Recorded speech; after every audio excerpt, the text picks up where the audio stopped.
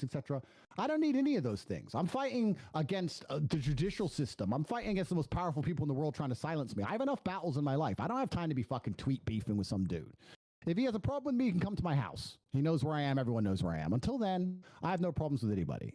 So as for Cerrone, if he thinks I can't fight, then if he wants to tell me to my face and kick my ass, he's welcome to try. And I strongly believe he would regret that decision. And that's as far as I need to take it.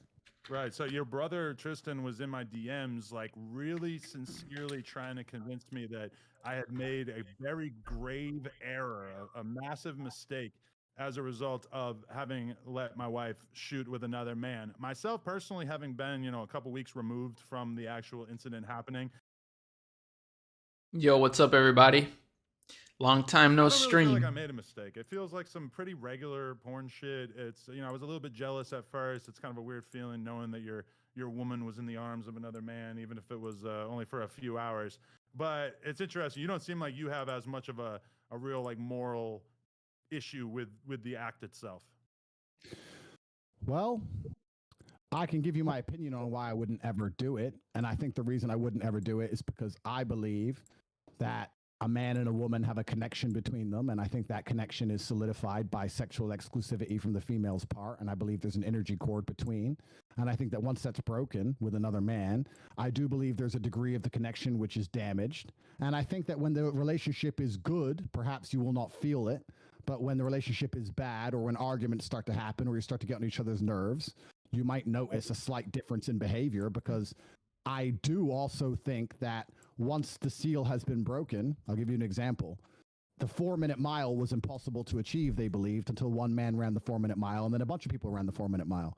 So once the seal's been broken, for example, let's say your wife's sleeping with another man, the idea of sleeping with another man is not as intimidating as it was once was. And perhaps the idea of sitting through an argument or sitting through a rough patch in a relationship and continue to try to work it out, as opposed to just jumping on a new man, it might be less appealing than it once was previously. So I believe, personally, if my woman had already slept with another man, she's more likely to just give up on the relationship and sleep with another man again in a rough patch. That's my personal view. Say again? Why would I? I mean, I've never cheated on you, like even in the lowest terms of cheating, like responding to a DM from somebody or anything. Like I've never done any of that. Everything in our relationship has been out in the open. Yo, what up? You know, like all my day's going messages to well. the person that I worked with, I was like, hey, just so you know, like these are the messages. And like Adam has fucked about 200 women in front of me, and he cheated on me. So like, you know, Adam, that's terrible. We all got our issues. Hey, let me just tell you, about a half hour ago, I was laying on the floor in the adjacent office with a large Italian ass shaking on top of my face. She does this thing called Brazilian face sitting. he almost died. It's going to appear on onlyplugtalk.com, which is our weekly podcast where we interview and then fuck a different girl every single week. And this girl was really cutting off my ability to breathe. And when I would grab her ass and try to move her ass off my face, this is a little much, huh? Escape. And Lena was involved. The best thing to watch. She was giving me head during all this. And so, I don't know. Like, do you feel like that affects our connection at all? I want to watch this. With this guy, I can kind of understand why that shit. We're just farming clips right now. Welcome, everybody. Yeah, it don't really matter to me at this point. I think it's, well, my personal view is that it's very different for a woman than it is for a man. And I think that, and I hope I'm wrong, if your relationship reaches a rough patch, perhaps the idea of being with another man will be more tempting than it once previously was, because the seal's already been broken. That's my personal view. I don't, with all due respect, care what you want to do with your own relationship. If it makes you happy, it should make you happy, and that's fine. And it's your decision to make. It's not my decision to make. I'm just telling you that I wouldn't do it. I can give you admiration for a degree to how well you've dealt with the pressure, I guess, or the hate or the backlash. I mean, you've handled it pretty well, which I guess is good. Not a lot of people can do that. So I have to give you some degree of respect for that. But I guess you expected all that before you made the decision to do it, right? Yeah, I did. And I mean, I've caught a lot of flack because when you first commented on me on the Tucker Carlson show, I left an Instagram comment that said, if he's the top G, I want to be the bottom G. So I do want to extend an invite that if you were ever interested in doing your first ever double penetration scene, that me and Lena, I mean, I don't want to speak for you, but I feel like, would he be a suitable candidate? Would you, this dude is crazy. No. Well, there's absolutely. Yeah, can I fill in real quick, Andrew? You know, you're out. Aiden, we canceled You're not in this conversation anymore. Fair enough. Go ahead, Andrew. Andrew, would you double penetrate her, bro? Would you do that, Andrew? Go ahead. Finish the If answer our question. balls pop together, is that chill?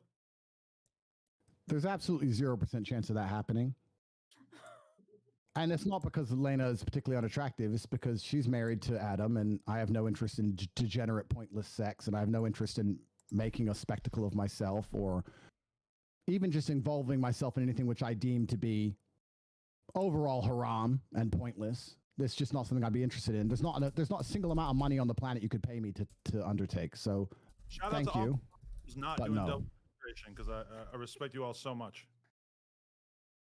I'm with Andrew, by the way. I couldn't get paid any amount of money to fuck. No offense, Adam. Respect to you. Degenerate sex. I'm not with that. No Yeah, amount of money. $10 a month sitting on your ass. So and that's from one sponsor, I think, right? So Stop exposing him. no, I mean I read it online. But yeah, I'm with Andrew on that one. So do you two think you're going to stay together forever?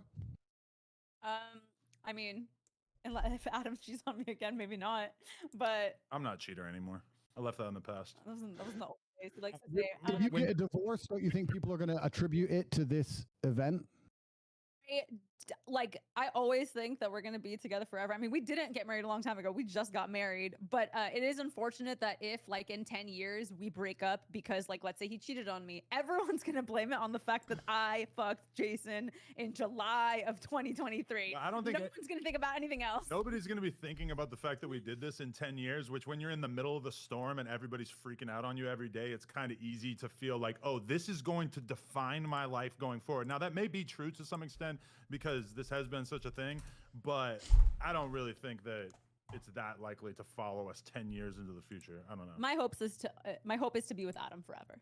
That is what I want. You too. And again, last thing I want to say That's is kinda this. cute. Well, not last thing, but I think I asked this, but wait. In a Lena, twisted which way. sex was better? Because you haven't had it. Adam's you and Adam. The reason why I like to watch Let these me say things something. is because that's good for I farming find views, this but very uncomfortable to hold on, talk let's about. hear Andrew out There's quick. not many things I find uncomfortable, but I just find this uncomfortable to talk about. And the reason is not because It I'm is not an adult, uncomfortable. I know what sex is, of course. I've lived a very varied life. I just feel like, I don't know. We have so many people watching us, and we're just talking about dick and vagina. Don't you think this is below us? I don't know. We're all pretty intelligent people. We talk about the Matrix and how they're trying to dumb us all down and trying to control all of our minds. And this base instinct talk, I find it very uncomfortable. I'm not comfortable being on this stream. If I was sitting with a woman next to me, the last thing I would talk about is our personal life. I just don't think it's the smart thing to do. And I don't think that it is. I don't have any interest in the personal sex life of any married couple, and I don't want to. You kinda said it I best. want to talk about it, and I just find it very uncomfortable. I'm extremely uncomfortable in this situation. That's the truth. I feel And I'm the not same saying way. that from a position of weakness. I'm saying it from a position of strength. I don't like talking about these things. I don't like talking about women getting fucked. I don't like talking about what I do with women. I don't like talking about any of it. I think that what I do in the bedroom with a woman who I care about should be, to a degree, sacred. And I think it should be completely private, absolutely. And I don't want to hear about anyone else fucking. I want to make something clear to the I don't watch porn. I've never bought an OnlyFans. I've never paid for sex. My relationship with sex involves love, and I don't think it should happen outside of love. And I think that's the way that sex should operate. And I think that when you decide, and once again, I could be wrong, when you decide to keep sex exclusively for love, there's something beautiful and special about it. And if you decide not to do that, then you keep chasing a new high. And you can have threesomes and fuck a bunch of girls. And I'm not saying I haven't done it, but eventually you're constantly just chasing a new high and you end up just doing something weird. Whereas if you just say, I only have sex with girls I love, then it's always special and it's always pretty sacred. And you get to just enjoy it that way. And beautiful children are birthed and life goes on. In maybe like the last 5 years of our relationship, I can really only think of maybe like 1 or 2 times that we've had sex with a girl off camera. For the most part, we are monogamous. We just fuck around on camera.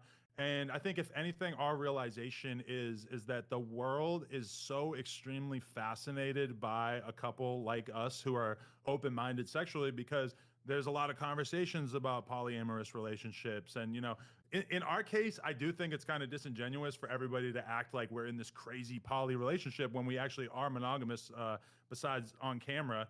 But I mean, for us, it's really like a porn thing. You know, she shot this scene with this dude. As much as she may have enjoyed it or not enjoyed it, it was a money decision. It was like, oh, this is going to be a big move for my career and for our family. We're going to be able to retire off of this money.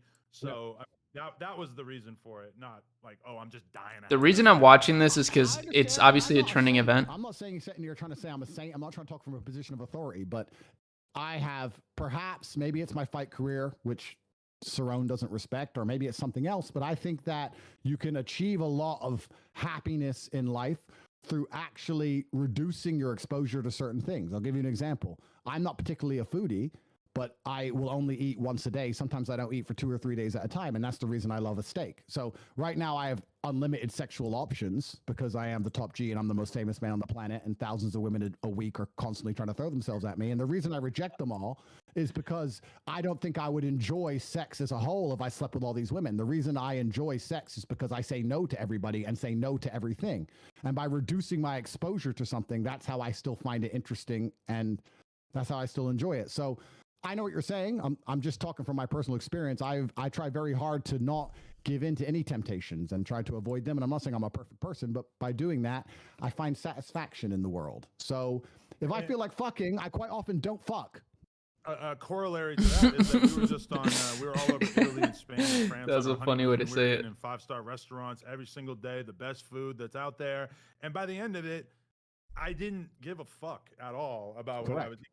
And now that I'm back home and I'm, eating on a pretty strict diet and exercising and everything like that, you could go get me a McDonald's fucking Big Mac, and I'm going to be on cloud 9 because it's just so much more potent than the stuff that I'm eating on a day-to-day basis. So I would say that in the sense that there are a lot of guys out there who think that the key to happiness is just sleeping with as many women as possible. From my perspective, I'm infinitely more happy just being in a nice, solid relationship where I can really trust my partner, as opposed to the way I was, Andrew, before I got into this relationship with her. I was in the streets. I saved you. I was bad. I was fucking like 5, 6, 7 girls a week, new girls.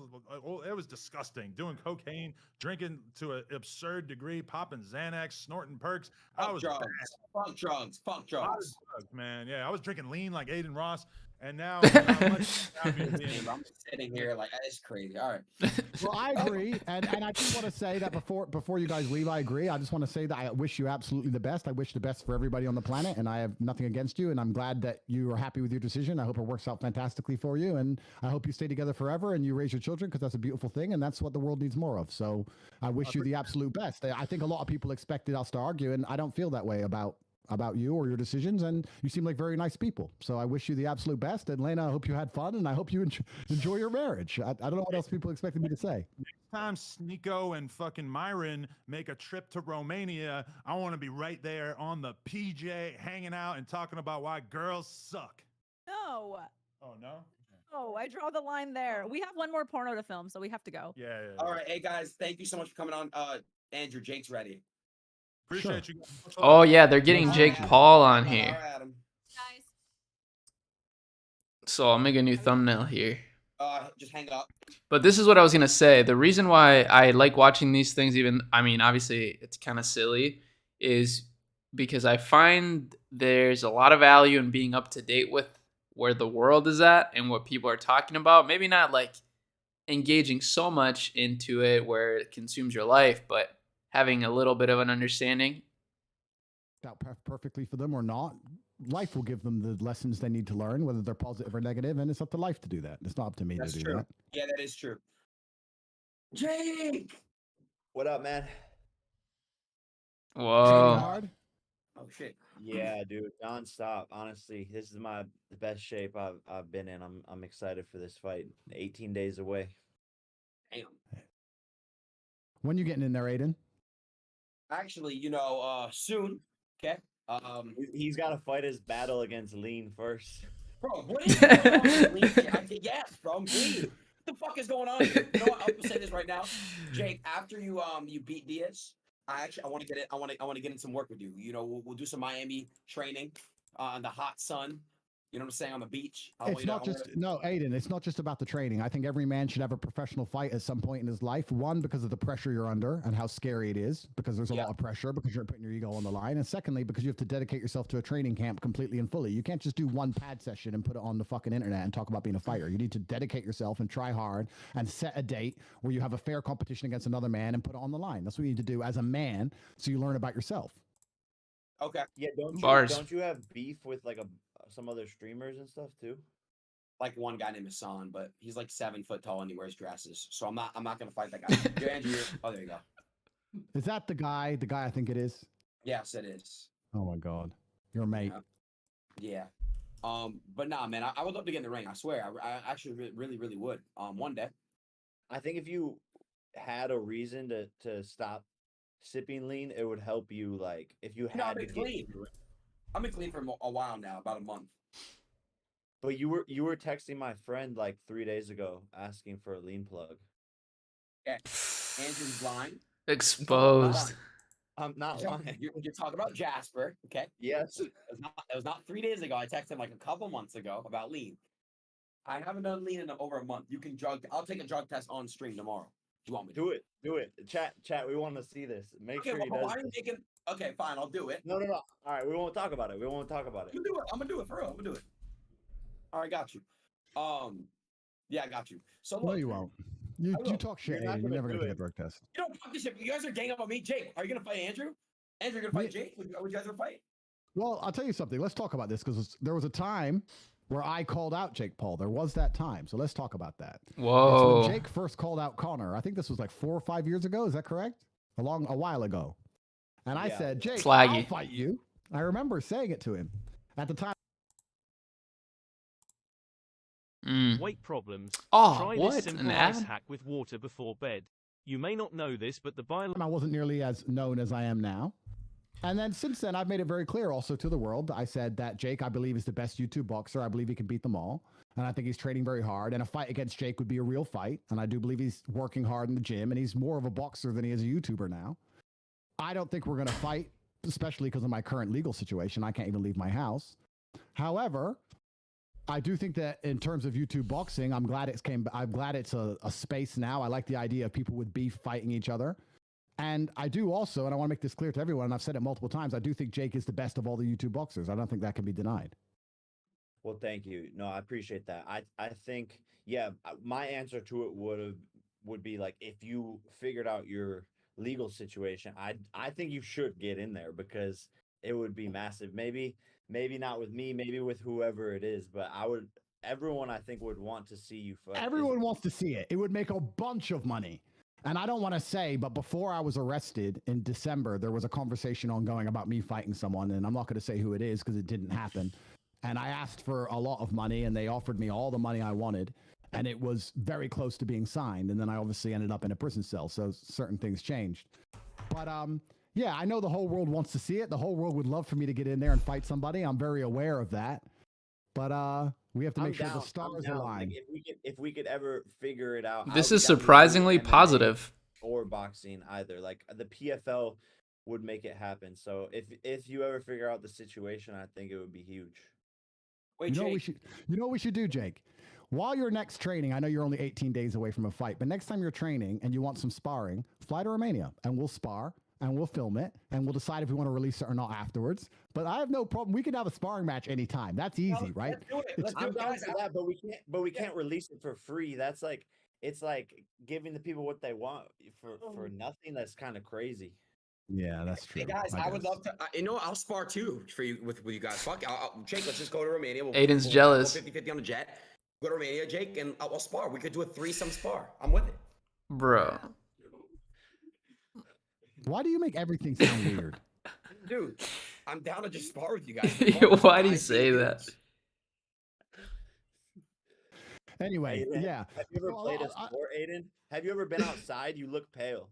I actually haven't been outside in a long time, but Jake, I have you know that I'm going to be going outside a lot more now. And that's Jake made an important point because when it comes to these fights, he made an important point about the people want to see it, and that's very valuable. This is jokes. So it's not as easy as people think to just fight. There's a whole bunch of promotion behind it and things must be done, etc. Because if it was that easy, like I said, Jake and I could spar, of course, but that video would be worth millions of dollars. So we can't just throw it on Twitter for free because the whole world wants to see it. I mean, I'd be up for it, but I understand Jake's a professional fighter, and when you're a prize fighter, you want a prize, right? I know we should. I mean, we could still spar. Like that'd be fun, anyways. And maybe we put like little clips out, not the whole thing, or give people a little teaser or something. I don't know. We'll figure it out. We'll You know figure where it I am. Well, I can't leave the house, Jake. So All right. you know where I am. I'm not going anywhere. I'm here. Jake, So, they're asking. I know they're gonna ask. Still anything updates on fighting KSI? Would you still be down to fight him? Is that still a thing that's gonna happen in the I've future? been down. I've been down. I've been trying to make it happen for a long time, and I think everyone can see that. And he's the one that has always had an excuse with music or touring. And then he wants to drain the weight down to 180 pounds, which I agreed to if he wanted to do winner takes all for all the money. And so he says, okay, sure, we'll do winner takes all. He says it on Twitter. And then we go behind the scenes for the negotiations with his manager. And his manager ducks the whole entire thing. They're like, oh, no, not winner takes all, like only an extra $1 million. So then there's like a weight thing going back and forth. And it just seems to me that he doesn't want to get it done. are Logan and KSI really close, or is it all just a weird like promotional thing? I think it's This is interesting. They're like acquaintances, Okay. but it is like this weird thing. But they both kind of like joke about that. Like I've seen Logan be like, "Yeah, we're best friends," like, and kind of say it jokingly. But obviously they're business partners in that whole entire thing. So That is weird, but a genius partnership nonetheless. Yeah, interesting. I just thought I'd ask.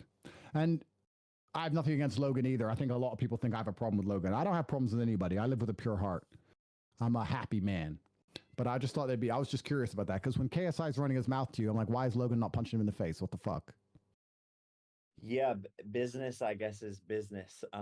It is weird. It puts me in a weird spot because like I don't know how to feel about it. I personally don't like it because it's like here's this guy that constantly is dragging me down, constantly jumping at every opportunity to pull me down and to defame me and to say anything bad about me. And then my brother's like acting like he's best friends with them. And then even when people ask like, oh, This is getting deep. they asked Logan like, oh, who would you pick in the fight? And Logan's like, oh, I don't know, that would be tough for me. Like, no, it's really not. Like, Wait. So and when you he- ask, Yeah, that's kinda he messed says, up, like, Logan. well, I would That's have your to pick brother. Jake, but he plays both sides definitely, and it does get annoying. But it's like I also respect his hustle as an entrepreneur and as a businessman My because cat's going crazy over here. created this multi-billion-dollar company now with his enemy, and I can't hate on that. I want my brother to accomplish his goals, and I'm happy for him, and he's so successful and doing amazing. And She and just to wants me, to cuddle. I'm just proud of him. I'm proud to be related to him. I'm happy for him, but definitely it hurts me sometimes seeing that shit for sure. What age do you think you'll retire, Jake? Man, I have no idea. I want to be world champion, and that really is my goal, and to prove to anyone that I actually can do it. And to go from a Disney Channel kid who was not in the gym at all to a world champion, I think would be a remarkable story. And I think it would inspire a lot of other kids to chase their dreams, no matter how wild or crazy or sensational that they are. So that's my goal, and I think I could do it in the next 3-4 years. So probably maybe retire when I'm like 30. Hey, can I ask you guys a question real quick? When you guys are fighting, like, do you guys develop like any problems from it, like brain damage or anything like that? Like, does it like do you guys develop any like physical issues? Well, you can be unfortunate and you can be unlucky, and that's the whole thing about fighting. It's why it's so universally respected. And Yeah. I even said this to KSI. I said it when then he replied something stupid because he's low IQ, and I said, ultimately, at the end of the day, anybody who enters the ring to a degree I respect because you're putting your ego on the line and you're also putting your health on the line. It's pretty as close as you can get to the gladiator pit in modern times. And I know people who have entered the ring and unfortunately they've exited and they've never been the same. And some of them are my teammates and some of them are my opponents. And it's sad always. And it's, yeah, bad things can happen in there. It's real. I've been very fortunate and I wish there was a world in which nobody ever picked up any kind of damage from it, but it's a real possibility you have to keep in mind every time you're training for a fight. So yeah, it's scary. What do you think, Nala? I think lean is worse for your brain than boxing, though. Facts, man. That's why I kicked the cup. Had to, Jake. Are you still with with Amy? This is really crazy, bro. I can't, bro. Like, I'm not gonna lie. I can't get away from lean. Why? You know I'm not. You know I'm not, Jake. I know you're not. It's been a while since we talked. What do you mean? Like, We actually just talked talked? like a month ago. Well, like a heart to heart. Yeah, true. Yeah. No, I'm not, Jake. No. No. Yeah. Well, this YouTube boxing thing, I think, is a fantastic opportunity for a bunch of people who are constantly just talking shit to each other to actually do something about it. And I think if people have a genuine issue with each other, then they should fight and sort it out. I don't think there's anything wrong with that. I think that's the best thing about it. And it's interesting to hear what Jake's saying about KSI not wanting to fight him, because I think that's the fight everybody would really want to see. I think that's going to be the biggest one. Perhaps one of the biggest ones you could make right now. For sure, for sure. And I've done everything I can to make it happen multiple times. But at some point, he has to step up to the plate. And I think at some point it has to happen just for the culture. And I know he wants it. It's just a matter of timing and all things considered. Well, we'll see whose corner Logan's in. Hopefully he's in the right corner because, you know, brotherhood is the most important thing. And I think he would, I'd like to believe he would choose you, of course, when push came to shove. Yeah, no, I think deep down he wants me to win 100%, but it's just the way he like presents that sometimes. And that's what's weird about it for me is he's the one who, when he lost to KSI, he's like, you have to go beat him. And that's really at first like what motivated me a lot to get into the gym and train so hard is that I saw my brother being broken and sad and the loss was really affecting him. And he was like, he kind of like bestowed this thing on me to like go get our family's name back. And so then that's why it's like confusing for me, the situation that they're really in. Is Logan there now? No, he's in Puerto Rico, but he's not at the house right now. I was going to say hello. Nate Diaz is here. Actually, in Puerto Rico. He's like in the other house over here. Have you seen him training? Can we get Under viewers, let's go. Oh shit. I can get him. Nate's there? Bro, Andrew, I'm a big fan of Diaz brothers, bro. Holy fuck, I think I'm gonna fan out. I think. Good. What is Nala think? Good. They deserve respect. They train very Wait, hard. They're Andrew, legends of the sport. Andrew, could you introduce me to them, please? I don't know them. I've never spoken to them before. Why would I introduce you? Oh, okay. Introduce yourself. All right, you're right. I got this. We Fuck. get nervous over a fucking stream, looking at a computer screen. I'm sorry, right? My bad. You're a nerd, bro. Hey, shut up, dude. You were. Let's see if Nate's there. Oh, with that fucker. God damn it! What? Off you go, Aiden. You said you were nervous. Go on. Hey, I'm a big fan, bro. I'm a big fan. I don't give a fuck, pussy. I heard you like Jake Paul. I love Jake. That's my brother. But who you think's gonna win the fight? I gotta go, my brother Jake, man. So goofy. I'm gonna rock my bro. Fuck you, man. No, but Mr. Fuck Diaz, you, Aiden. You lucky we weren't putting out Stockton slap the shit out you, bitch. Mr. Diaz, I'm a big fan. You don't understand. Mr. Diaz, can I have a picture? Nah, you're lucky I'm even on your bitch ass stream. Damn, bro. Fuck. Bro, I'm a big fan, bro. I just want a picture, I please. don't give a fuck about you. Damn. He's so funny for Is that that. really how it would go down, Andrew? Well, Hey, by the way, thanks for having my back. What do you about think, that. Nala? Sorry about that. Dude, I yeah, thought interesting in a training in bad the mood. same place. Yeah, he's in a bad mood. Ah, man. Oh. You know what? For a second, I kind of believe that. And because, and I'll tell you why. I'm a bit older, right? I'm 36. I retired when I was 30, just like you said. And when I was fighting when I was 24, 25, it was before social media. So I'd turn up to fights and I didn't even know who I was fighting. Now it's all about who the person is and promo, etc. I turn up to a fight in Russia or Moscow and I'd say to my coach, who am I fighting? And obviously all the Russian names are in Cyrillic. And we're like, maybe him, maybe him, maybe him. We don't know till you get in the ring. And it's always the guy it's the biggest of them all, of course, the one you hope it's not. But there was times where, I was training in the same place as the guy I was fighting, or I heard or me and the guy I was fighting were warming up in the same room in Slovenia. So there's been times that shit happened in the old school of the fight days. Hey, Jake, what do you think's going to happen in the Diaz fight? Man, I think he's going to be tough, but I'm feeling so sharp right now. I brought in a new team, new strength and conditioning coaches, new nutritionists. So this is the best I've ever felt. And I'm getting better and better as the rounds go on. So I could see me stopping him in like the 6th or 7th round. I just think he's not going to be able to keep up with my speed and power. Okay, so you're very confident. I like. Are you going to bet on it?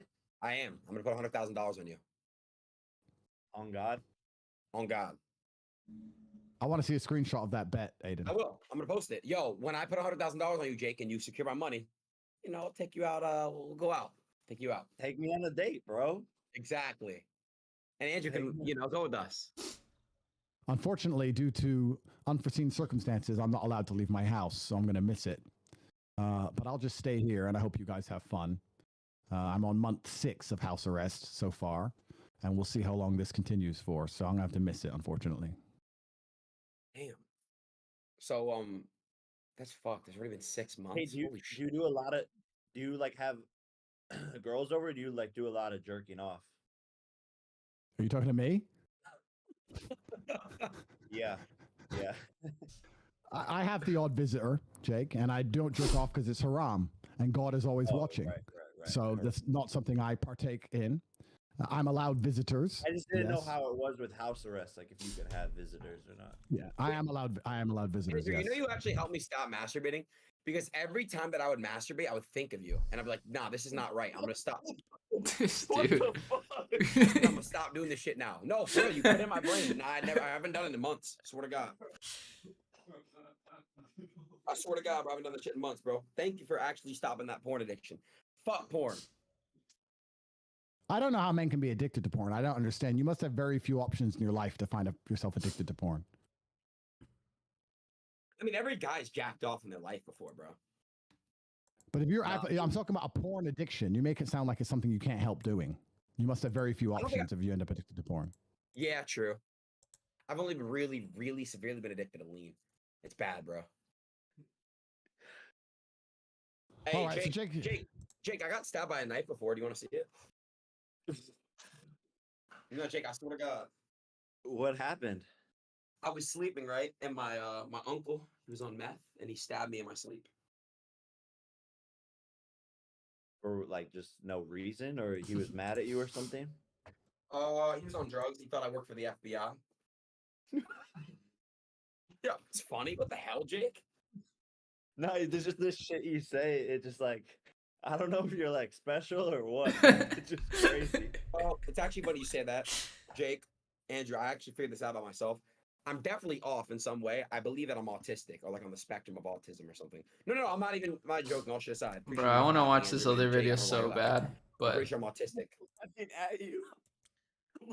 this one. You're just an outrageous individual. Really?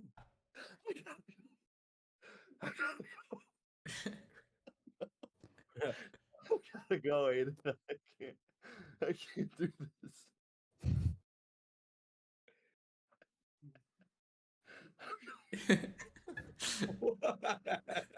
Like, oh. It's us again, me and you. Hey, Andrew. Listen, bro. You know I love you, right? I want some real shit. You're like my big bro. Thank you. I mean, this is where you're supposed to say I love you too. You're like my little brother. You're not like my little brother at all, because my little brother is a man of upstanding moral character, hard work, discipline. You're none of those things. I do have a little brother, and he's a fantastic individual, and you are absolutely nothing like him. If he wasn't a fantastic individual, he wouldn't be able to be my brother. If I had a brother who's addicted to lean, I'd kick the fuck out of him. Fair enough. Sorry. It's all good, Jake. This So, broke. Jake, how much money do you think it would make if you and I fought? What's your price? What's your price so people can start bidding on it now? Probably like 1.5 million pay-per-view buys at like $60. So like 90 million just in pay-per-views, and then probably like another $5 million in gate, and then like $10 million in sponsorships. So like 105 million. 100 million you guys would fight? No, I'm trying to calculate. Because if I were to fight Jake, I'd have to take it very seriously. It'd be a 6-month training camp. I'd have to go to the mountains of Bosnia and not do much else. So yeah, about 100 million. That's quite a lot of money. I don't know how much these YouTube fights make so far. Like I don't know which one's been biggest or how much they made, but I do think me and Jake would be probably the biggest pull, or one of the biggest pulls. Crazy? I'm not even joking. I don't even know who I'd vote for. You guys are both like my boys. Who would you bet on, Aiden? God damn it! Fuck. It just depends who's training harder. That's really all it's about. I said this right now. I'm gonna be vocal about it. I don't care if anyone doesn't like it. Right now, if Jake and KSI got in the ring, Jake's winning. If KSI, whoever trains harder would be the winner. I believe if KSI and Jake got in the ring right now, Jake would win. And that doesn't mean that if KSI doesn't train harder, he has to. You know what I mean? That's all I'm saying. It's all about how hard you train. So, with that being said, if Tate trains harder, Tate will win. If Jake trains harder, Jake will win. That's a cop-out answer. It is. I think we should do it regardless. We should definitely do the sparring session, just for even if the video never gets released, just so between Jake and I, we can, it'll be fun. It could be relatively lighthearted, but just between Jake and I, it'll be done just for our own. Sometimes everything's not about clout, and it's not always about the internet, and it's not always about views. Sometimes it's just, two guys, and we're like, you know what? Fuck it. We talked about it a few times. Let's put some gloves on and let's try, regardless of what happens. MMA. I think it should be MMA because that would pique more people's interest, and it would make things way more interesting. I think that's what we should do if we're gonna do it. Do you train MMA now, or are you still only training boxing? No, I'm only training boxing. But I could start, like if we really were gonna do it, like you said, it would be like 6 months to a year, and just focusing on that. Interesting. Let me ask you a question. Sorry to cut you off, Mr. Tate. Sure. So let me ask you a question. How much would you guys want to get paid to do a spar live? I mean, if we're gonna, if you're gonna spar, you're gonna fight. I mean, what's the difference? Yeah, exactly. Right? Oh, I see. It's the same. Yeah. I was saying sparring just for, I don't know. I'm sure Jake has plenty of sparring partners, but if he wanted a new one, he's very welcome to at my house. No problem. I'd love to. Once you're a fighter, you always want to fight. You never get to an age where you don't want to fight anymore. You never wake up and go, I don't want to fight anymore. It's something that's inside of you, and it's always inside of you. And the hardest thing about fighting is actually retiring. It's knowing when you should quit. It's very addicting and like fun and something to keep your mind occupied. By the way, like the glory, the stay watching. The challenge, like everything. Because we're gonna watch is really fun. this one so next. Is it addicting to like once you're a boxer to like the feeling of it? Yeah, 100%. 100%.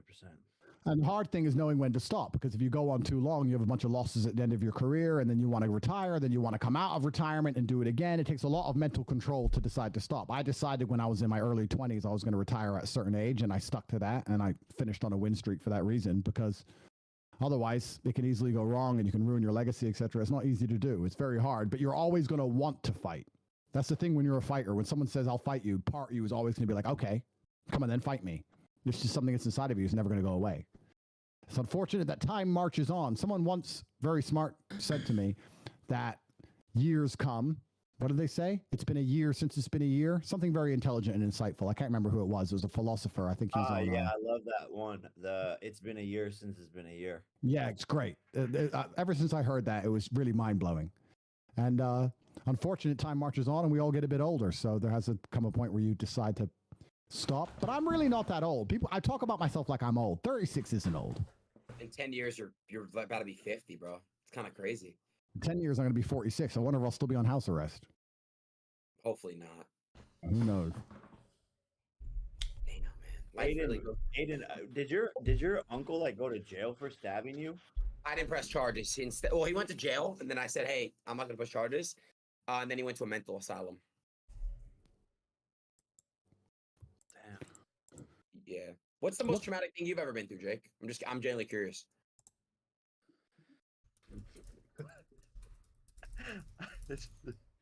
Oh man, I've been through a lot of shit in my career, to be honest. I'm trying to think of the. I don't know if I can name like one thing specifically. There's like a whole jumble of things. Who's Erica? They're saying Erica.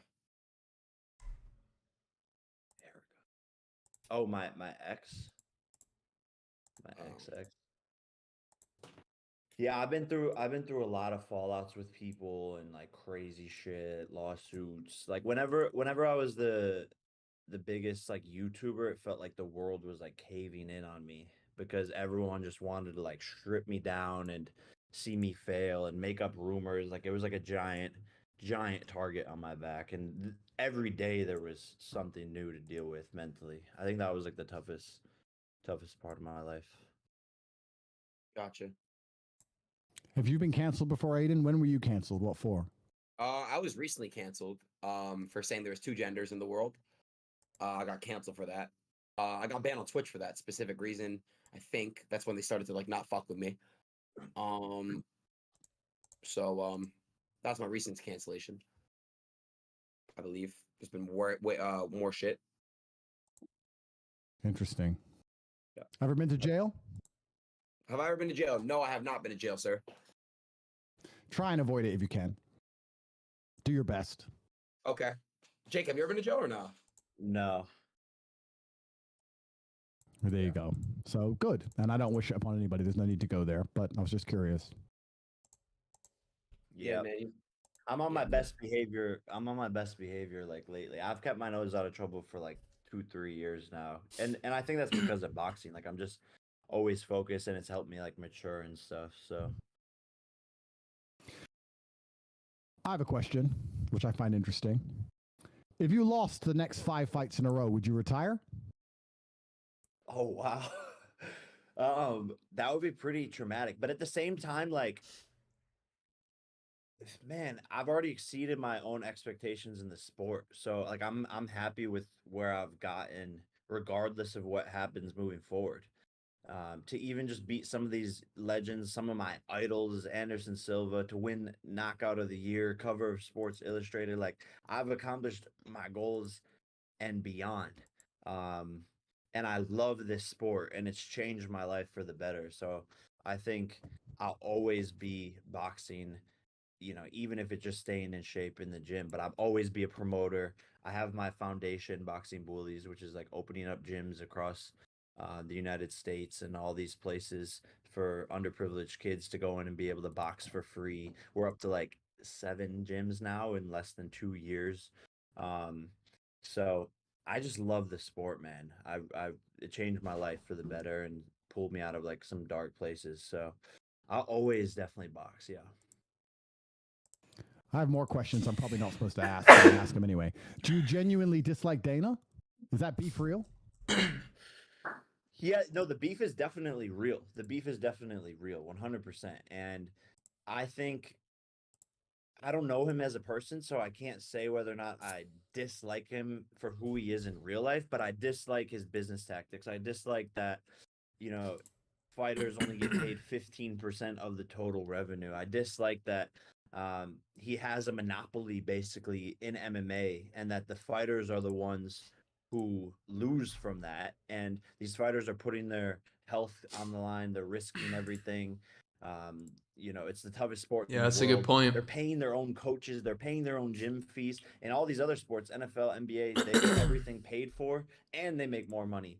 So really he's been able to take advantage of fighters, and that's what I don't like. And even the fighter minimum, the fighter getting paid $12,500 to go in there. That's the minimum that UFC fighters get paid. So they're risking their life basically for $12,000.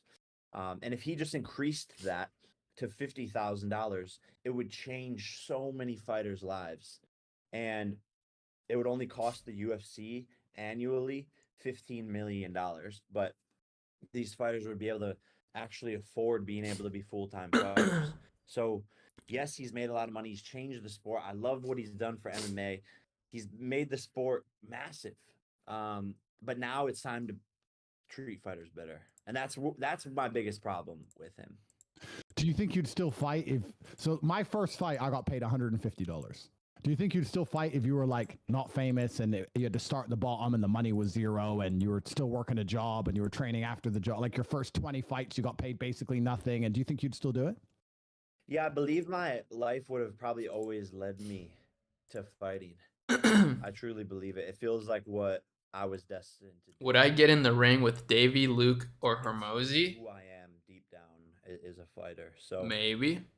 I'll never say I can tell never. you're taking it seriously. I but genuinely probably wish you not. the best. I've said it even before we started talking. I wish you the best. I can tell you're taking it seriously, and that's what fighting's for. And I respect anybody who gets in the ring. How about I hope you? you win. I hope you do very well. And I don't know Nick, and I'm sure he's training very hard as well. It's gonna. Oh, sorry, Nate. It's gonna be interesting to see. That's for sure. That's for sure. 100%. Wait, Jake, I'm I got excited. a question. I got a question. Do you Tommy Fury, is the rematch ever gonna happen? Would you guys ever fight again? For Is that sure. something right? Yeah, there's talks behind the scenes of it. I know he wants to do it. And it only makes sense, right? It's one of the biggest pay-per-view fights of the last couple of years, and it was a split decision victory on his end. So I think we need to go back in there and leave no doubt and really settle it.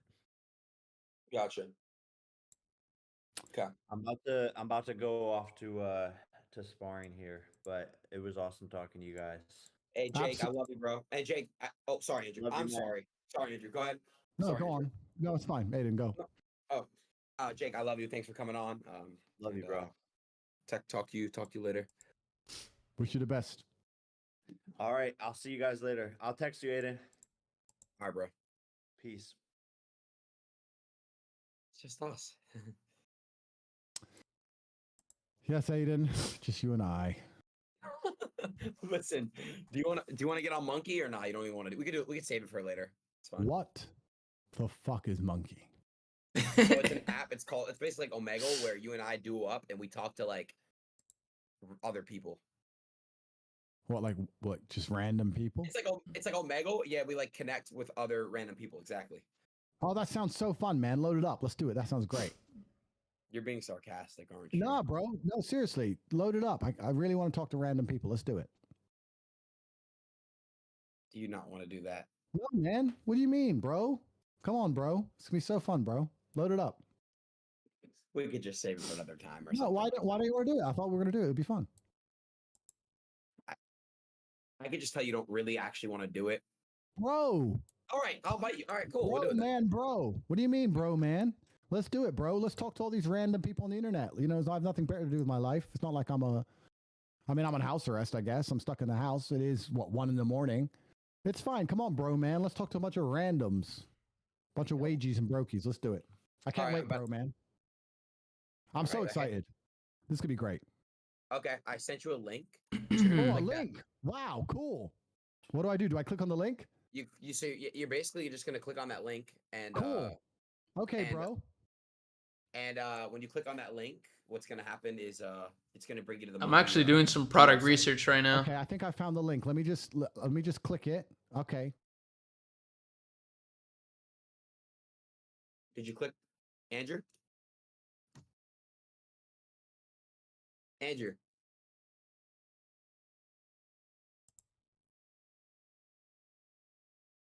Yo, you there?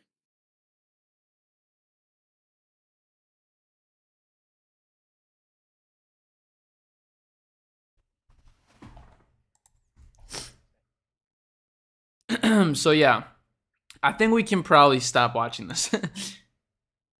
I want to watch this.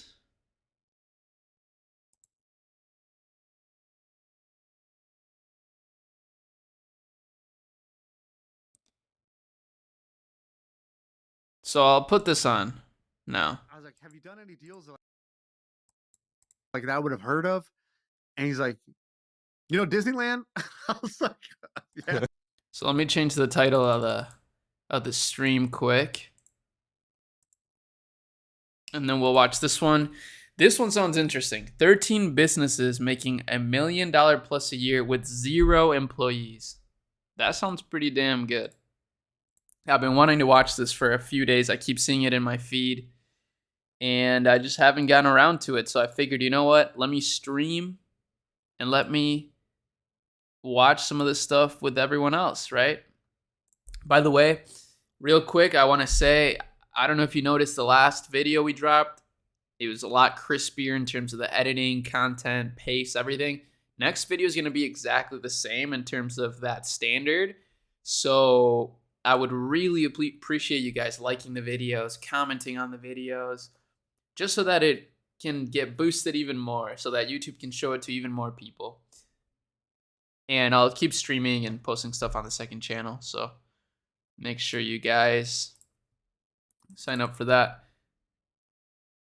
So let me real quick go like this.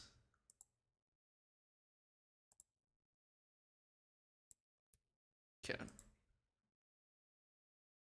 Boom. Thumbnail done. We're gonna watch. You're also doing product research. That's awesome.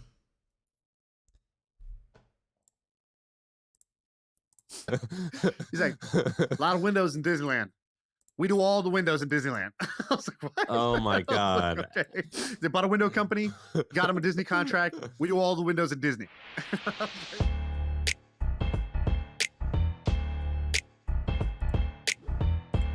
God damn. That's a lot of windows. All right, what's up? We are talking about something pretty special this episode. This is going to be different than our normal episodes, which are, you know, freewheeling, freestyling. Today we got a plan. And the plan is we're going to talk about companies that crush it with only 1 or 2 employees. So the reason we thought about this was there was some news, I don't know, a couple weeks ago that a company that I had never heard of called Wargraphs sold for $54 million. And Wargraphs? yeah, that's obviously impressive. But the most impressive part was that Wargraph was just one dude. So one guy sold his company for $54 million. And damn, that's so cool. Do you know what Wargraphs did? Are you familiar with it? Is it a gaming thing? It's a gaming thing, yeah. So he built basically a companion app, I think, for League of Legends. So if you play League of Legends, this was like a thing that would keep track of your stats. And a League of Legends extension sold for $50 million, and it's just one dude, 0 employees. I have it pulled up right here. Bruh. That's crazy. Mobile Networks, a company founded out of Sweden that buys, grows, and runs online gaming communities, is buying the startup for $50 million. It's a one-man startup for League of Legends. Wow, that is so interesting. Very interesting. Wargraphs currently also builds analytics for Legends of Runeterra and Teamfight Tactics, but the League of Legends business has been its biggest by far. 10 million downloads and more than 1.25 million daily active users. So those are the numbers you need for a $50 million exit, huh? Oh, damn. It's a 10-year-old company, though. That's pretty wild. $12 million of revenue a year. Damn. Let's keep watching. To help you get better at the game. So he built this little companion app, and it had gotten really popular. I think it had gotten to like 1 million players that used it and was generating serious revenue. And so he sold it for $54 million in cash, and he was upfront. He was like, I got half of the $54 million in cash up front, and I have the other half as like my earn out that I have to, if it hits, our milestones along the way, which is just super impressive for a one-person company. That is wild. How old is the person? I think he started when he was young, but now it's been like 7 or 8 years. So he's probably, dude, that's amazing. I'm gonna guess something like 30. But it got me thinking. It was like everybody talks about big businesses for good reason. Big businesses are awesome. They are. But what about mighty businesses? What about the guys who are punching above their weight? So somebody who has just themselves or just 1 or 2 people that does millions in revenue profitably, flies under the radar, and like how many other Wargraphs are there out there? So we did some research and we found some, and so that's what this episode is going to be about. Oh, that'll be interesting. Touched on this before. We've done some of our most popular episodes. If you go on YouTube, You'll see the episode with Peter Levels, I think, has a couple 100,000 listens. The episode about Amit Agarwal, the guy who builds G Suite, basically like Google Sheets plugins. He does millions of dollars in revenue as just one guy who is a blogger turned app builder. And so those have been some of our most popular episodes. So I think this is going to be a good one too. Sam, anything else before we jump in? Yeah, I want to give an honorable mention to this one person. Have you listened to Juvenile growing up? Remember the rapper Juvenile? Of course. You giving him a shout out like he's listening? Yeah. Like last year, NPR, they do this thing called the Tiny Desk Concert Series. You know what that is? It's like they're in the office, like playing acoustic songs. Yeah, those are cool. They said, who should we have? And this one guy goes, you should have Juvenile. And Juvenile replies and he goes, what the, he goes, WTF, what the F is a Tiny Desk and hell no. And you know what? They got him to do it anyway. It happened this weekend. And so in preparation for this one-man band show, I've been listening to that Juvenile concert at the Tiny Desk NPR series. It was awesome. It was awesome. You remember back that ass up and slow motion for me and all that? It was so good. It was so good.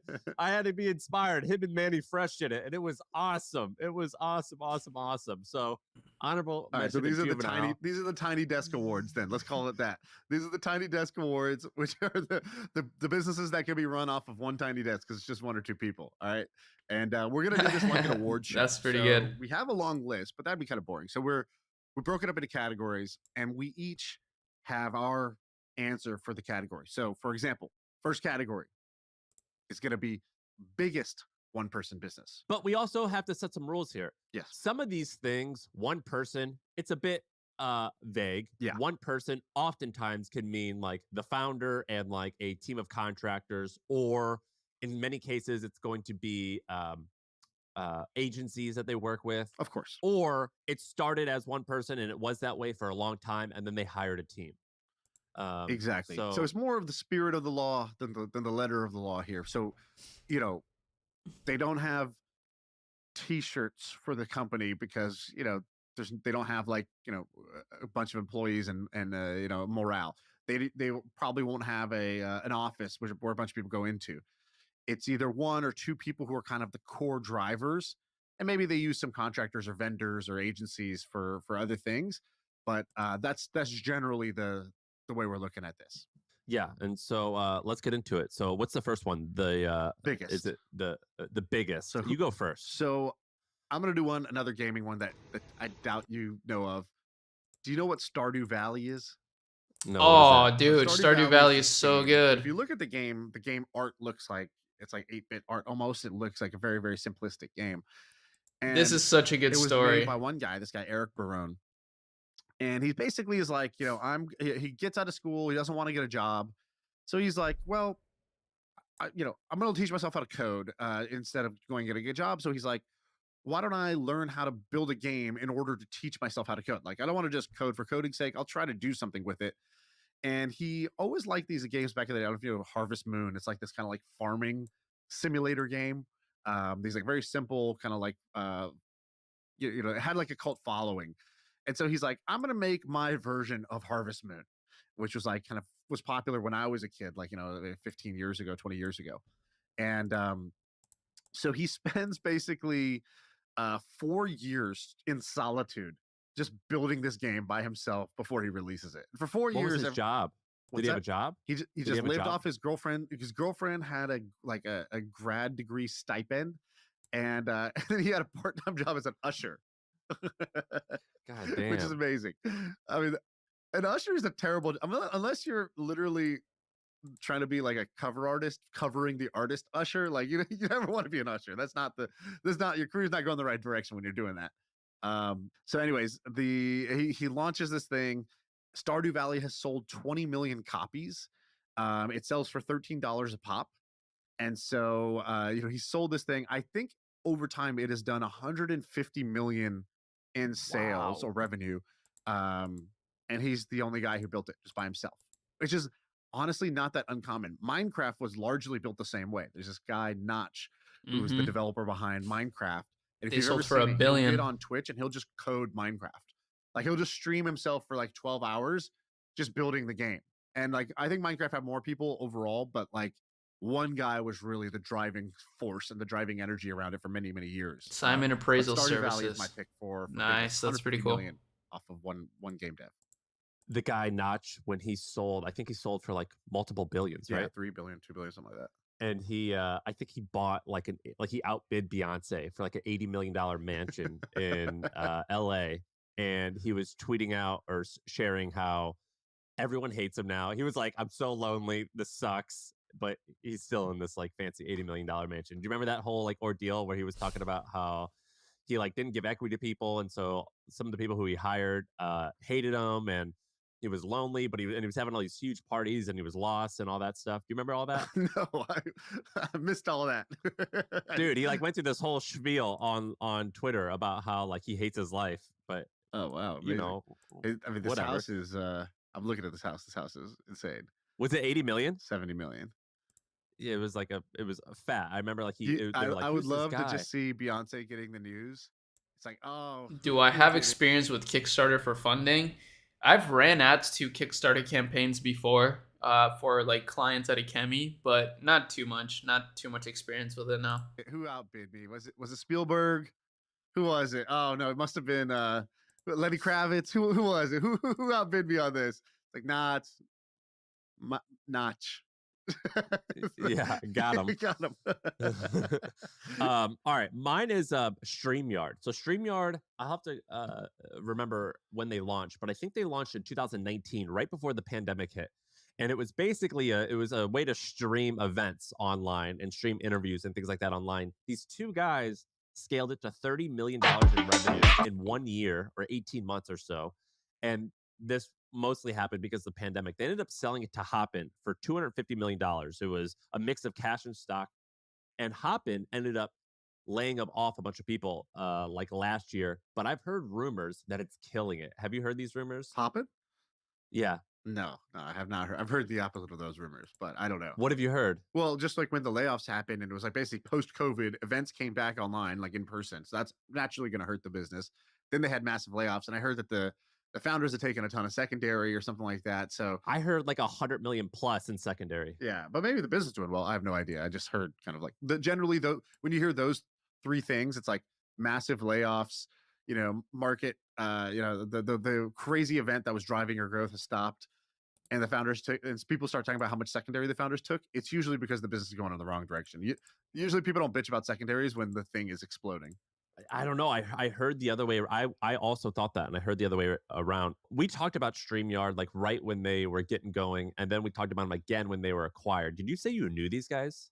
I think I had met, because back when I was doing video streaming, I met like kind of everyone in this space. I don't know. I got to look up who these guys are, but I do know that they got to 14 million in ARR when it was just the two of them.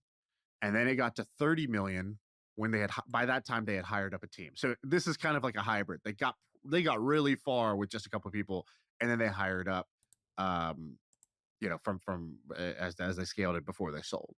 And I remember going to their website when it was just them, and there was like the founder, and he was on the homepage, and he was giving like a tutorial video on how to use the product, and it was just him like with his camera on his lap practically. And he looked exhausted. He looked so worn out. I remember this during the pandemic when we were thinking about using them for something. And I'm literally going to one of my videos right now to use my Shopify affiliate link to start a new store, because I just found I have an idea. I've had an idea for like oh shit. That's my latest video, by the way. You guys should check it out. Look at the editing. Look at this. You know how time consuming it can be to find winning products. But in this video, I'll be sharing. We snap. But anyways, I'm going to use the link. Boom. But I'm going to do this on the side because I apologize. Y'all are not to be trusted with my product research. What are secondaries? That's a good question. I don't know. I'm still learning this venture capital terminology, but I think secondaries just means they basically like, okay, so I think they probably sold the company on terms where like they were supposed to wait a year to take all the money or something, or get it in stock, but they like took it all or something like that. I don't know. I'm not exactly sure. Let's see. Secondaries in private equity. So secondaries in private equity. What are PE secondaries? The term private equity secondaries refers to the buying and selling of existing private equity stakes from one investor to another. By design, private equity funds investments are intended to be held over the long term. Private equity funds typically have life of about 7 years. The buying and selling of existing. So they may have sold their. Okay, so I get it. They got, let's say, stock in a company, and then they sold that to another private equity company for a different amount. What supplements are you now taking inspired by Brian Johnson? That's a good question. So I made a tweet recently showing like a little stack of supplements. It's like 5. One of them is a multivitamin with a bunch of veggies in it and vitamins and minerals. Another one is a cardiovascular one. It's like called ubiquinol or something. It's basically for cardiovascular health, just for like a really strong heart. And your heart works fast and it keeps your body alive, and it's a muscle. So I figured it could be smart to start making my heart stronger and stronger from a younger age. And then another thing I got is some ashwagandha. It's like a testosterone / mood / like a bunch of shit supplement. So I take one of those. I don't go crazy with it. Another one is a raw garlic supplement. It's like good antioxidants, good for your overall immune system and whatever. And then the last one is a vitamin D. Actually, there's another one. There's a vitamin D supplement, so just extra vitamin D. And then a maca powder, which is like for reproductive health. And that's it. That's my stack. It's nothing crazy. Personally, I feel like it could be. I mean, I have no idea. I haven't done any of the research really, and I trust Brian Johnson and like Alex Spiker and those guys, but I do feel like they're going too over the top, and in the sense that I feel like that doesn't actually make you healthier, but we'll see. The markers say so, but we'll see what happens over like a long period of time. This is all still very early, but interesting. We just learned something new today. Let's keep going. Like super haggard, but it was very impressive that these two guys have built this to sell for $250 million. And although it was cash and stock, so I don't know if the stock is worth anything. I heard it might be. So that might be one of the biggest ones that I've heard of, at least recent big ones. Another big one that it happened a long time ago, so I have no connection. It was Plenty of Fish. How much did Plenty of Fish get acquired for? Like $550 million, I think. Yes, hundreds. Yeah. And that was started by one guy named Marcus, who now I see online, and he seems like he like lives the most lavish life and just does crazy shit. And so Plenty of Fish was basically one of the early dating websites. It was a marketplace. It was like OkCupid, but I think it was predominantly Canadian, and that had to be probably the biggest exit that I've ever heard of for a really small team. Yeah, Plenty of Fish was unbelievable. That guy, isn't he like a nut? The Plenty of Fish founder. I feel like that's a whole nother story we should do one day. I think it's a whole another. I don't know. I haven't researched it enough to actually like verify the claims, but I've heard like a little like grumblings, like a little stories that something weird is going on, but I don't know the truth. Also, I love the fact that you met the StreamYard guys and they looked haggard, and you're like, it's like in Silicon Valley when you see somebody like that, you put your arm around them and you're like, "Hey, you all right? Is it?" Yo, do you think becoming an appraiser has longevity? Let me think. Let me go to ChatGPT. I'll just ask it on the side here just in case. I gotta log in. So just give me a second here. We'll be doing streams a lot more, by the way, guys. I'm not going anywhere, so don't leave, but I'm just saying. Okay, let's see. I'll type it exactly how you typed it to me. Yo, do you think becoming an appraiser has longevity? As an AI language model, I can provide some insights into the field of appraising. Becoming an appraiser can offer longevity as it is a profession that has been in existence for many years and is likely to continue to be relevant in the future. However, several factors can influence the demand and longevity of the appraisal profession. 1. Economic conditions. The real estate market and overall economic conditions can impact the demand for appraisers. During periods of economic growth and increased real estate activity, the demand for appraisals tends to be higher. Conversely, During economic downturn, the demand may decrease. Regulatory changes, technological advancements, specialized expertise. It's worth noting that the appraisal field can be competitive and success may depend on factors such as experience, reputation, and the ability to adapt to changing market conditions. Staying updated with industry trends, maintaining professional networks, and continuously improving skills can contribute to long-term success as an appraiser. I think this is a great sentence, and I think it applies to everything, every business, not just appraisals. But yeah, that was kind of a fire little response there by ChatGPT. All reliable. I stacked some kind nugs with Deep Eddy lemon vodka. Great for creativity. Yeah, that sounds good short term, bad long term. Garlic is great for your heart. Allicin is the heart healthy component in it. I recommend taking vitamin B1. A deficiency of it is called the great imitator of disease and sickness. Interesting. I'll definitely check it out. I think the multivitamin supplement I take has some B1 in it, but I'll have to make sure. Only Siberian wellness supplements and minerals. Nice. That's pretty cool. Either L-lithiamine or benfotiamine. B1 helps your body turn food into energy. Greatly helps with your memory, especially if you smoke weed. Ooh. Helps diabetes, prevents kidney problems, and heart disease. Shout out to you, Nick G. I'm going to definitely take that into consideration. Is it because of too much traction or not enough? I just need to know how I'm going to treat you. Too much. Yeah. Oh, it's too much traction. Okay. Come here. You sleep on my couch. Let me feed you. Just take this check. Put me on your cap table. Like there's really, 1 out of 10 of the haggard people, they're getting beat down by too much demand, and 9 out of 10 Who are have you no met like demand.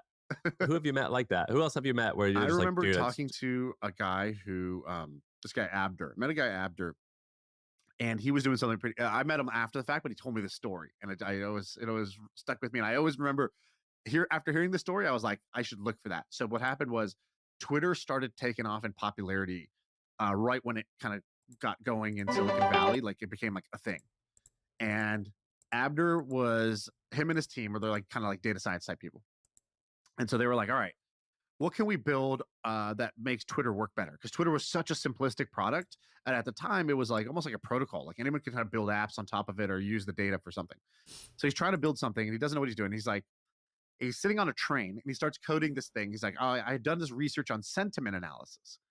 And he's like, I was like, okay, so this story sounds a little bit boring. Who cares about sentiment analysis? He's like, yeah, you could. He's like, you could figure out like how people are feeling about a certain topic because they're talking about it in a certain way. So he's like, did so you tell him his story was boring right when he got going? my the chin, Bored. the chin started to drift. Yeah, I did that. I was like, is there anyone else in this car I could talk to? I was in a car with him in Ethiopia, for 4 hours straight. There's nowhere to run. So I'm hearing it. I'm like, all right, let me hear out the story. Sentiment, yeah, go ahead. Tell me more about your PhD in sentiment analysis. What did this do? And he's like, so I was on a train and I'm building this thing. I'm trying to analyze what people are saying on Twitter to see if I could get the sentiment, the current mood or whatever. He's like, but then I realized actually what I'll do is instead of figure out their mood, I'll just figure out what are they talking about a lot more than usual. That's kind of interesting. And he basically created trending for Twitter off of Twitter. Oh, Ooh, cool. that's smart. He's like, oh, I could figure out that the word Olympics normally is only said this much, but it's being said 10 standard deviations more. So that means Olympics is trending. That it's above its par. And he's like, this is super cool. Like I basically have the 10 things that people are talking about on Twitter. I can kind of get that signal in a way that you couldn't really get at the time on Twitter. And so he creates this, and they create a separate website off of Twitter called Twitter Trending. I forgot what it was called. It's his own website. And they start getting millions of hits on this thing. And they're just trying to, and he's trying to keep it up because he's basically drinking from the Twitter fire hose, and he's got all this traffic. And so he's trying to keep both of them working. Eventually Twitter buys them. So they become like employees 10 through 20 or something of Twitter. Oh, sick. And at the time, Twitter had the fail whale. It was just like constantly Twitter, the service was going down. It had so much usage, and it was like in this Web 2.0, like it wasn't like scalable yet. They hadn't figured out how to scale it. And he told me, he's like for 6 months, he's like, I just woke up every day with like an imprint of my keyboard on my forehead. Like I had just passed out. I was working, trying to keep this damn site up, pass out, wake up, Oh, where That was I? And sounds I just kept awful. going. He's like, that was 6 months straight of my life. He's like, I've never experienced anything like it. That And at the sounds time, I terrible. remember thinking, oh, there's levels to this thing. Like, that's what it feels like when you really have one of the winners. Like, and if you talk to people early at Facebook, and they talk about like what it was like working early at Facebook, it's like when people talk about living in New York, they're like, just the energy was it's just The you can't energy. explain it. And it's like that's what you get when you're inside one of these generational companies at the early stage when they're scaling too fast. Dude, that's exciting. I love that one. I like hearing those old stories like that. I always read those old books, like the hatching Twitter and all that shit. I love that shit. Yeah, me too. All right, next Let's category. go to let's go to a highest degree of difficulty. We'll skip a category and come back to it. Okay, so this is the hardest example, the one that we're like, how the hell did you even do that? And there's no way anyone else would have done this. You go first. All right, I have one. It's called TinyWow. So I think the URL is just tinywow.com. So do you have that pulled up, TinyWow? Yeah, got it. All right, so I met this guy. He's a member of Hampton. That's how I met him. His name's Evan Gower. He had another website called Tech Junkie. Maybe you heard of Tech Junkie, but they like just talked about like tech topics, whatever. It's a pretty normal website, but he ended up selling it for 8 figures. And on the side, he started this thing called TinyWow, which is a bunch of tools that include like how to convert a PDF, but then image editing tools that use AI. Wow. And it's one of those websites where you Google like convert this file to PDF. He's able to come up first. Right now, it has 6.6 million visits a month, and the reason it's insane. The reason it's interesting is right now it only does 20,000 a month in revenue because he says I just haven't turned on any of the monetization. It just has like little ads. He goes, I'm going to turn it on eventually, but right now I'm just enjoying the summer and time with my family, so I haven't really like dug deep and like built it. And so basically this guy Evan, he was Bitch, you talking about the weather? Put on AdSense. What are you doing? Evan, this is insane. Dude, that's the cool part about these one-person businesses. And this is another guy who I'm going to tell the story about has said the same thing. He goes, I felt like taking the summer off, so I just let it ride for a little while. So this guy, Evan, he basically had a history as a developer. He says he doesn't do any development now, but he has a team of 3 people who are helping him, or 1 contractor who helps him with overseas, who's helped him actually like build it and implement. And he basically just draws it and designs it. But the reason why this thing has taken off is if you Google, or do you remember, like, do you ever see those videos on TikTok that say like, here's 5 websites that should be illegal but aren't? Yeah. So good that they should be illegal. Yeah, What it's a like a headline. shtick. So that is basically how the website got popular.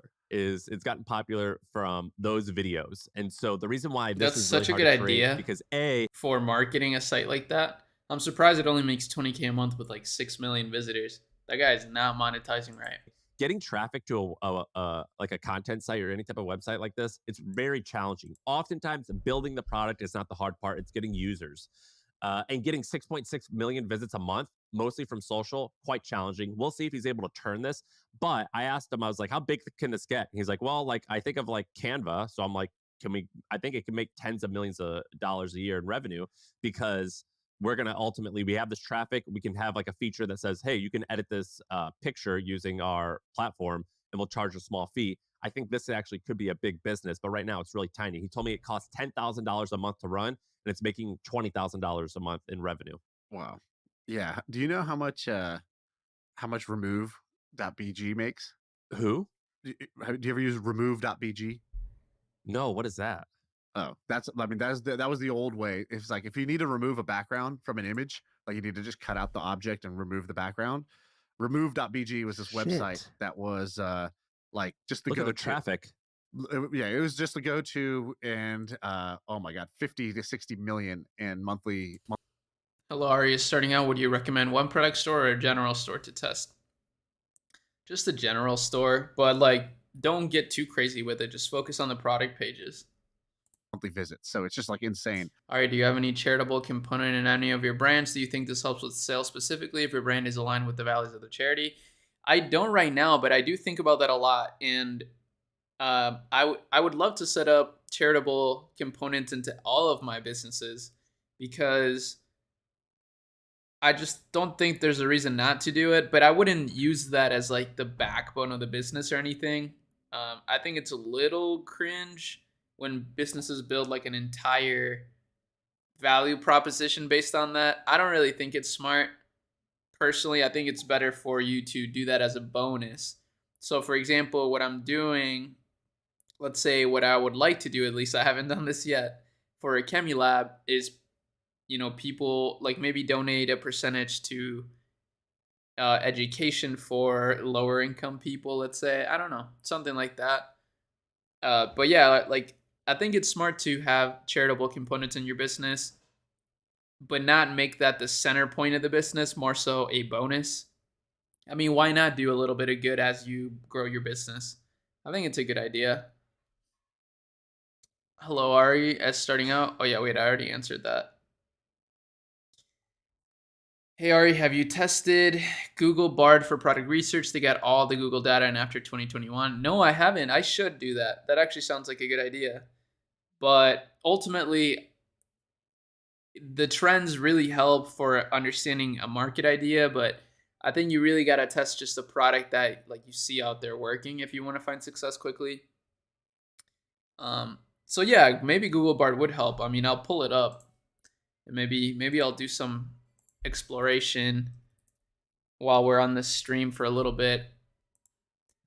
And remove.bg, it just had a stranglehold for me, at least, on doing this. It was like super quick. You just drag your image in, it just removes the background, boom, there you go.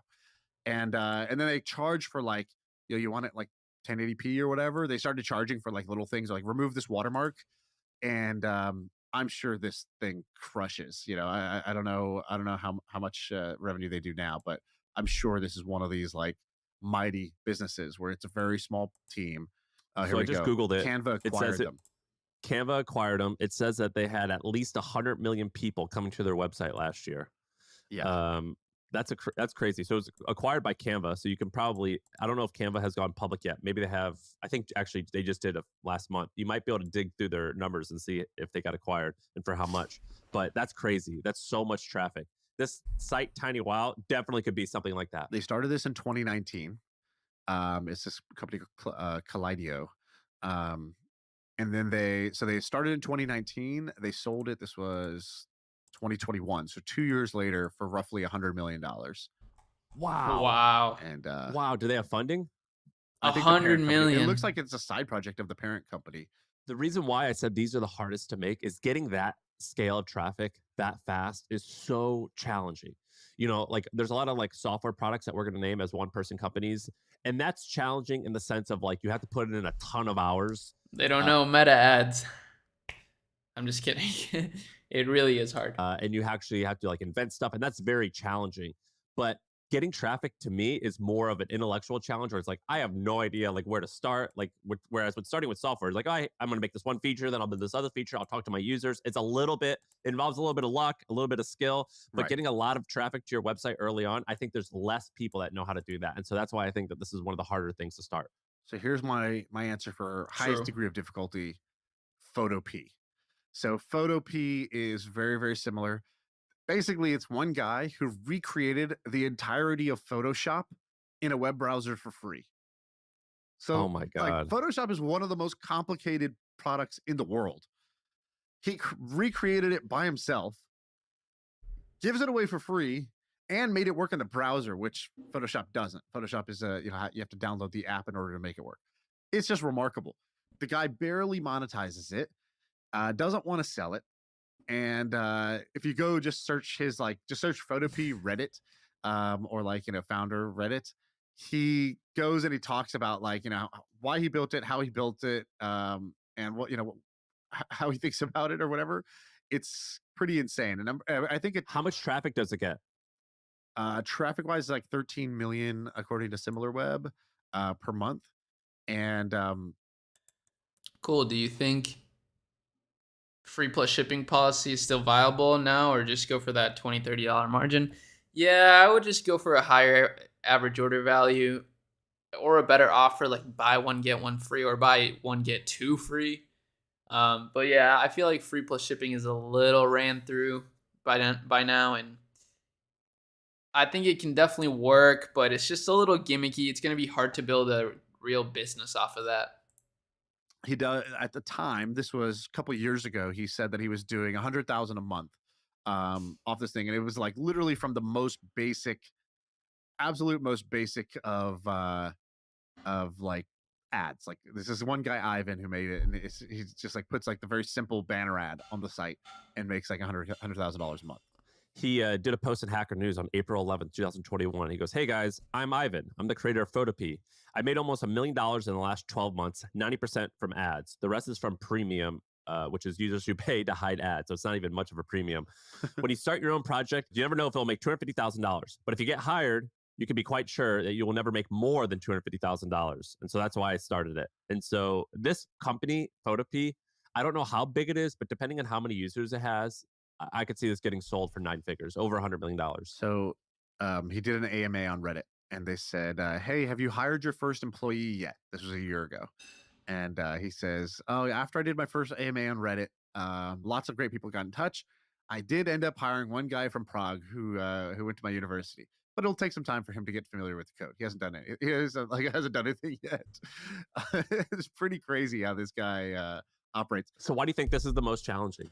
Just like technically recreating Photoshop feature for feature is absolutely insane.